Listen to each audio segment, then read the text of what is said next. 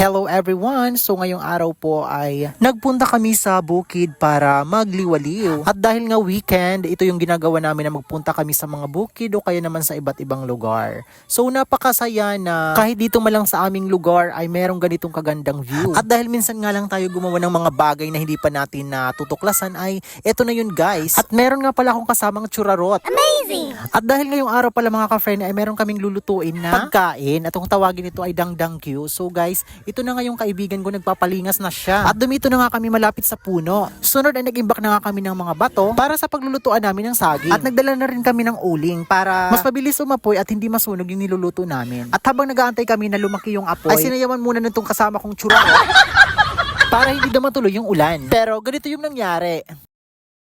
Mas lalong nilakasan pa ng ulan sa di inaasahan na may galit pala sa iyo yung langit.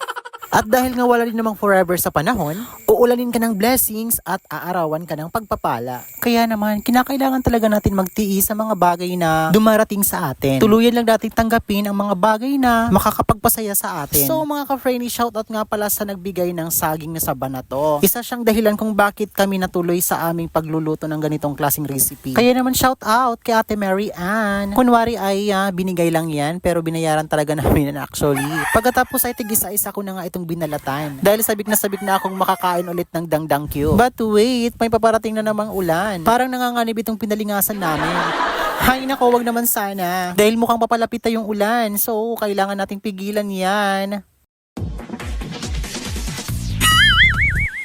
Marahil hindi magpapapigil ang ulan. Kaya naman itong bata na lang muna ang napag-utusan namin para gumawa ng stick na gagamitin namin para sa paggawa ng dangdang Q. Kaya naman nagpapasalamat din ako sa batang ito dahil meron pang mga bata na katulad niya na masipag at masunurin. At mga ka-friendly ay tinusok na nga namin yung saging. Ay sana all natutusok. So ayun na nga mga ka-friendly ay kailangan lagyan din natin siya ng margarine. At doon na natin sisimulan para siya idangdang. Yun na yung tawag sa amin na dangdang Q kasi dinadangdang siya sa apoy. Hindi ko alam kung ano tawag sa ibang lugar. Basta dito sa amin, pag gumawa ka ng ganito ay nako, masarap na masarap talaga siya mga ka-friendly. Kinakailangan din talaga mga ka-friendly ay sunugin natin yung saging para manuot yung pinahid nating margarine sa mga saging. At aantayin lang natin na medyo mag-iba yung kulay at lalagyan na natin ng asukal. At dahil nga mga ka-friendly ay natagalan tayo sa ating pagdadangda, pinasayaw ko muna yung mga bata. At pinakamaupay mga sayaw asyat una nga matatagan hali nga aton dangdang Q.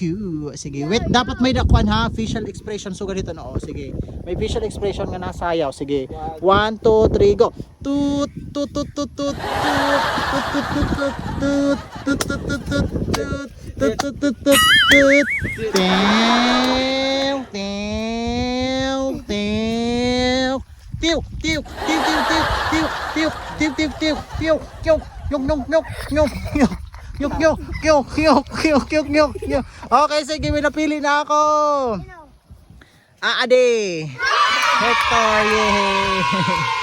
So napakasaya ng mga bata. Ito na ngayon ang naging resulta sa ating saging. So pagkatapos nating lagyan ng asukal ay papahiran ulit natin ng margarine para mas lalo pa itong sumarap. At dahil bibigay na natin to sa mga bata at dahil tinulungan nga kami ng mga batang ito na hindi namin inuutusan, binigyan na nga namin natin sila ng tag-iisang saging na kung tawagin ay dangdang Q. So feel na lang sarap na ito. Kaya naman mga ka-friendly, thank you so much po sa inyong panunood. That's all for today's video muna. Thank you so much. Bye-bye.